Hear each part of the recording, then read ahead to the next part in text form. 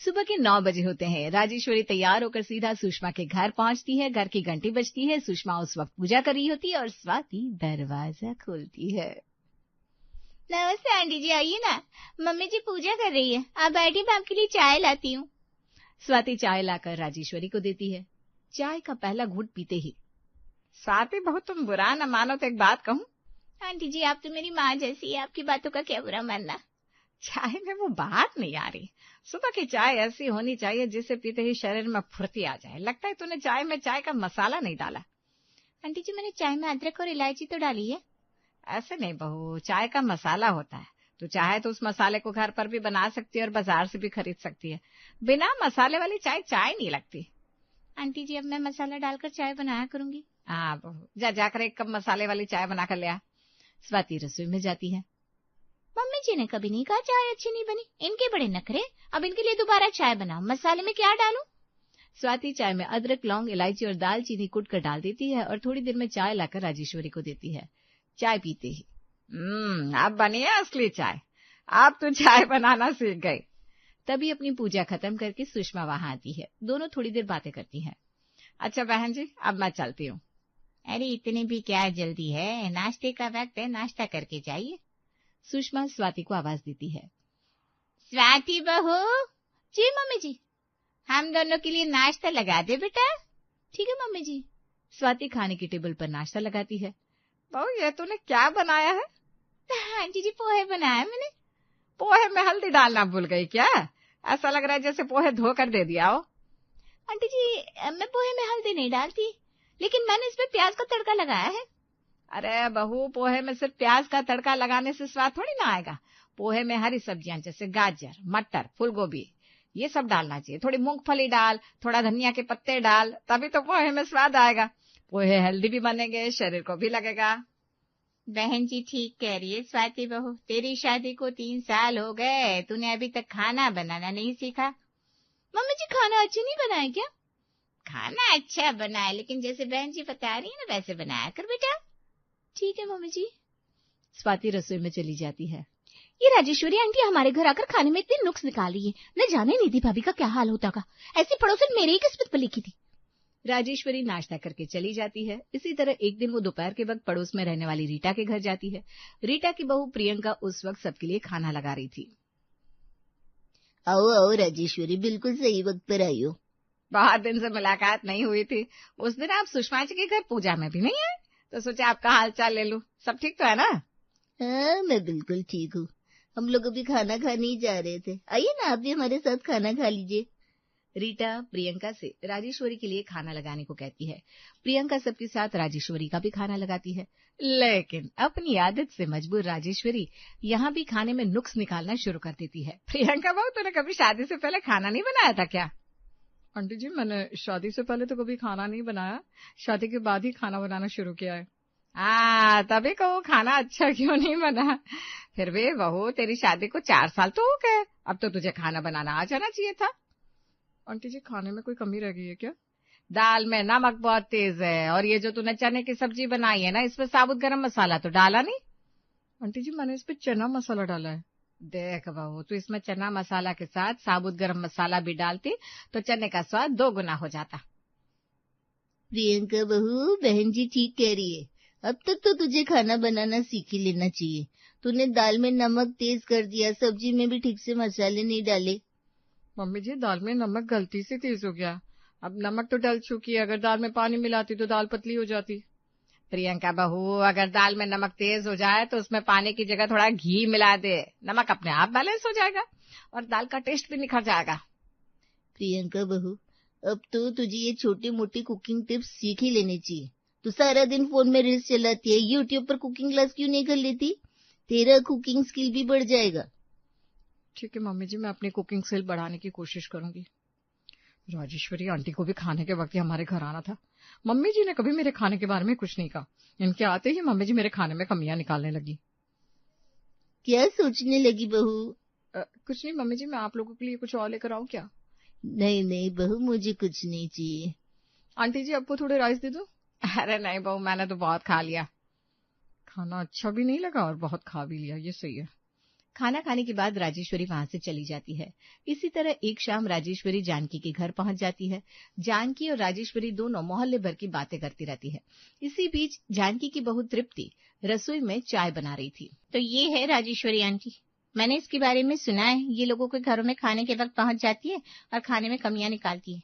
ये इन्हें सिर्फ चाय तो पिला नहीं सकती, तो ये इसमें भी कमियां निकाल देंगी कि सिर्फ चाय पिला दी। एक काम करती हूँ, इनके लिए हलवा बना देती हूँ। ऐसा हलवा बनाऊंगी कि ये उसमें कोई कमी निकाल ही नहीं पाएंगी। तृप्ति बेसन का हलवा बनाती है और लेकर बाहर आती है। आंटी जी लीजिए, मुंह मीठा कीजिए। अरे वाह, ये किस खुशी में बहू? आंटी जी आप इतने दिनों बाद हमारे घर आई हैं, इससे बड़ी खुशी हमारे लिए और क्या हो सकती है। मेरा बड़ा दिल था कि मैं आपको अपने हाथों से कुछ बनाकर खिलाऊं और आज मुझे वो मौका मिल ही गया। देखिए। लेकिन हलवा देखती ही राजेश्वरी अपना मुंह बना लेती है। क्या तो ना कैसा हलवा बनाया बहू? क्या हुआ आंटी जी? लगता है तूने हलवे में घी कम डाला और बेसन को अच्छे से भुना नहीं। बेसन के हलवे में बेसन के बराबर मात्रा में देसी घी डाली जाती है और उसमें बेसन को गहरा भूरा रंग होने तक भुना जाता है। लेकिन आंटी जी मैंने बेसन को अच्छे से भुना है। अगर भुना होता तो इसका रंग गहरा होता। बेसन जब अच्छी तरह से भून जाता है तो उसकी खुशबू खुद पूरे मोहल्ले में फैल जाती है। हमारे घर तक तो खुशबू भी नहीं आई। राजेश्वरी हलवे में कमी निकाल देती है और उस पर से ये जानकी आग में घी डालने का काम कर देती है।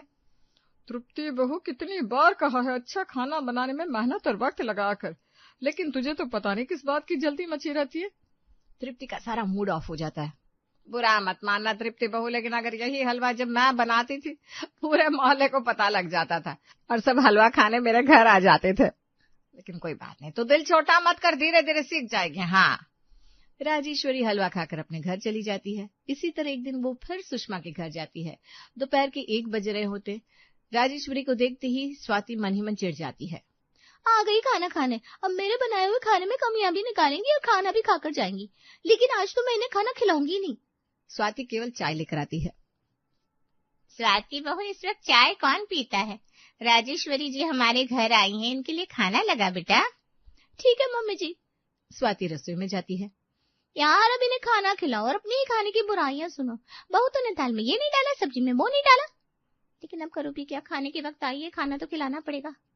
स्वाति टेबल पर खाना लगाती है और सबको खाने के लिए बुलाती है। मन ही मन सोचती है, हे भगवान, आज आंटी खाने में कोई कमी ना निकाले। आंटी जी जब मेरे खाने में कमी निकालती है तो मम्मी जी इनके सुर में लाने लग जाती है। लेकिन राजेश्वरी इस बार भी खाने में कमी निकाल ही देती है। स्वाति बहू, ये तूने किस चीज के पराठे बनाया है? आंटी जी आलू के पराठे बनाए हैं और साथ में धनिया पुदीने की चटनी। इसमें आलू का तो कहीं पता ही नहीं है। पराठे भी बहुत मोटे बने हैं। आलू के पराठे इतने मोटे थोड़ी ना बनते हैं। तूने इन पराठों में आलू कम और आटा ज्यादा लगा दिया। पराठे पतले पतले बनाती और इसमें आलू ज्यादा भरती तो पराठे खाने में अच्छे लगते। इतने मोटे पराठे खाए नहीं जाते। स्वाति बहू, तुझे कितनी बार बताना पड़ेगा कि भरवा पराठों में फीलिंग ज्यादा भरा कर, उन्हें हल्की हाथों से बेला कर, इससे पराठे पतले बनेंगे। और इस तरह खाने को लेकर स्वाति की अच्छी खासी क्लास लग जाती है। आए दिन राजेश्वरी किसी न किसी पड़ोसन के घर खाने के समय पहुंच जाती और खाने में कमियां निकाला करती। राजेश्वरी की इस आदत से परेशान होकर मोहल्ले भर की बहुएं आपस में मीटिंग करती है। एक शाम सभी पार्क में मिलती हैं।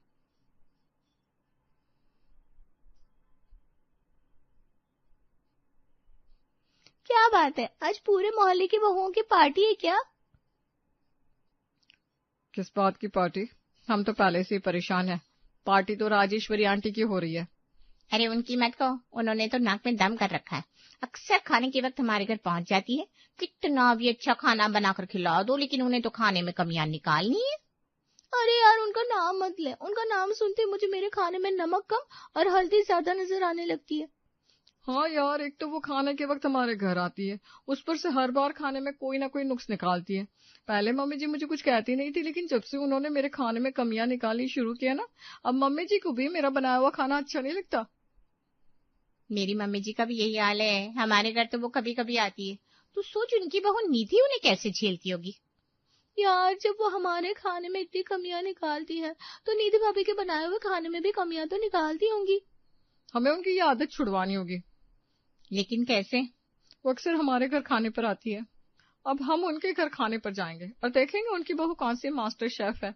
हम भी उसके बनाए हुए खाने में कमियां निकालेंगे। ये अच्छा आइडिया है, तो चलो चलते हैं। हाँ, आज रात खाने पर उनके घर चलते हैं। सभी रात के खाने पर राजेश्वरी देवी के घर जाने का प्लान बना लेते हैं। इससे पहले वे सभी अपने अपने घर जाकर रात का खाना जल्दी जल्दी बना लेते और फिर इकट्ठे होकर राजेश्वरी देवी के घर पहुंच जाती हैं। राजेश्वरी घर का दरवाजा खोलती है तो बाहर स्वाति, प्रियंका और तृप्ति खड़ी थी। नमस्ते आंटी जी, हम निधि भाभी से मिलने आए हैं। हाँ हाँ आओ बहू, मैं निधि को बुलाती हूँ। राजेश्वरी उन्हें बिठाती है और निधि को बाहर बुलाती है। निधि भाभी, आप तो कभी हमसे मिलने नहीं आती, तो हम ही आपसे मिलने चले आए। बहुत अच्छा किया, तुम लोग बैठो, मैं चाय बना कर लाती हूँ। चाय नहीं भाभी, हमने सुना है खाना आप बहुत अच्छा बनाती है, तो हमें आपसे खाना बनाना सीखना है। सिर्फ सीखना नहीं है, हमें आपके हाथ का बना खाना भी खाना है। हाँ क्यों नहीं, मैं आप सबको खाना बनाकर खिलाऊंगी। मैं भी खाना बनाने ही जा रही थी, बताओ आप लोग क्या खाओगे? आप हमारे लिए मिक्स वेज पराठे और हरी चटनी बना दो। ठीक है, मैं मिक्स वेज पराठे और हरी चटनी बनाती हूँ फटाफट। हमें भी तो सिखाइए आप खाना कैसे बनाती है। हाँ जरूर सिखाऊंगी। निधि खाना बनाने के लिए रसोई में जाती है और उसके पीछे पीछे सारी बहुएं भी रसोई में।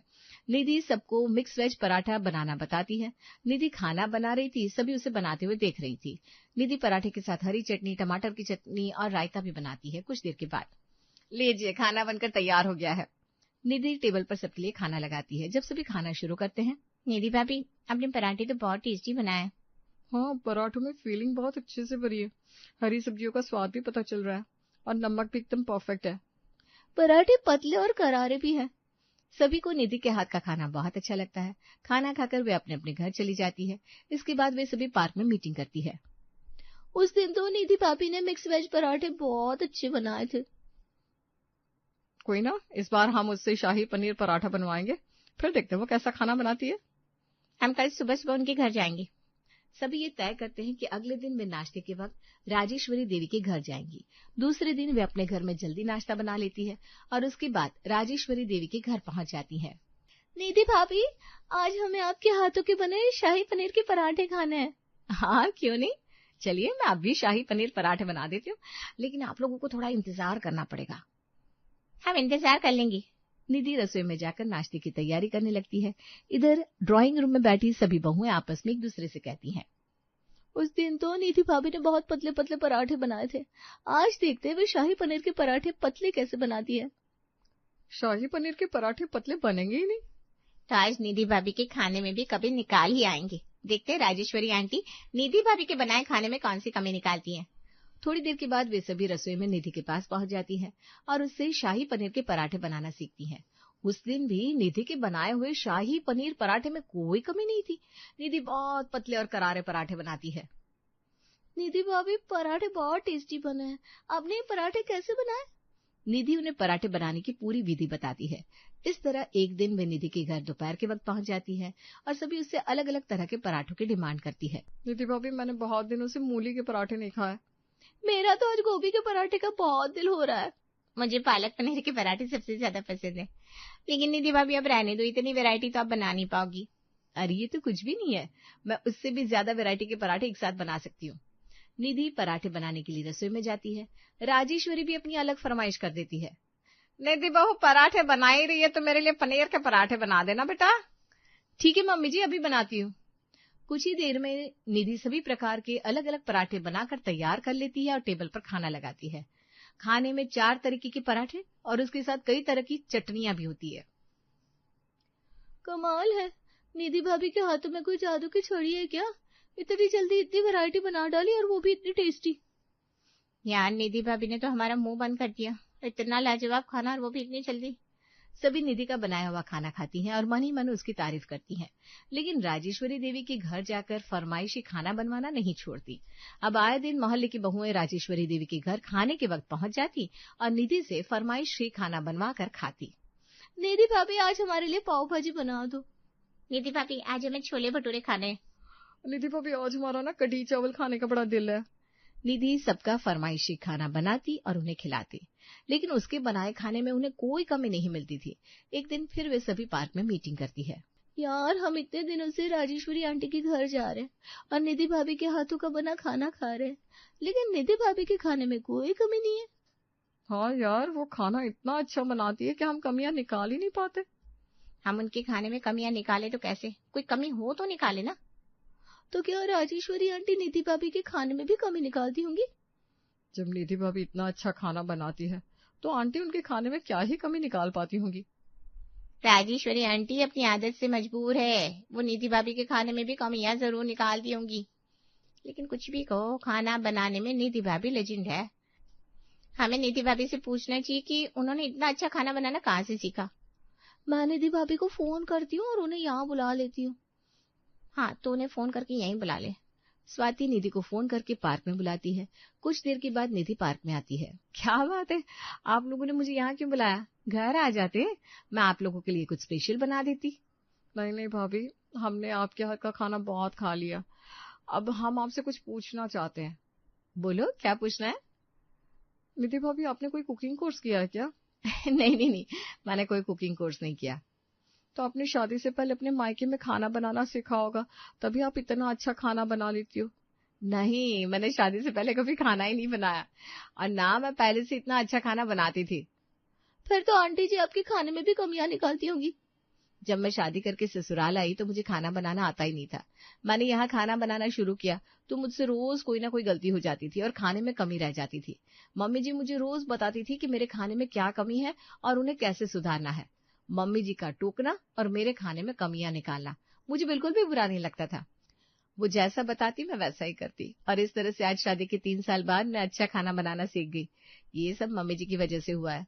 अगर वो मुझे बताती नहीं कि मेरे बनाए खाने में कमी क्या है तो मैं कभी उन्हें सुधार नहीं पाती और ना ही मैं अच्छा खाना बनाना सीख पाती। निधि की बात सुनकर सबकी समझ में आ जाता है कि राजेश्वरी की खाने में कमी निकालने की आदत को नेगेटिव नहीं बल्कि पॉजिटिव तरीके से लेना है, क्योंकि कमियां बताने वाला इंसान हमेशा गलत नहीं होता। वो आपको आपकी कमियां दूर करके और बेहतर बनाने के बारे में सिखाता है। अब वे सभी राजेश्वरी की बातों का बिल्कुल भी बुरा नहीं मानती, और अगर कभी राजेश्वरी उन्हें उनके खाने में कमियां बताती तो वे उसे फौरन दूर भी करती।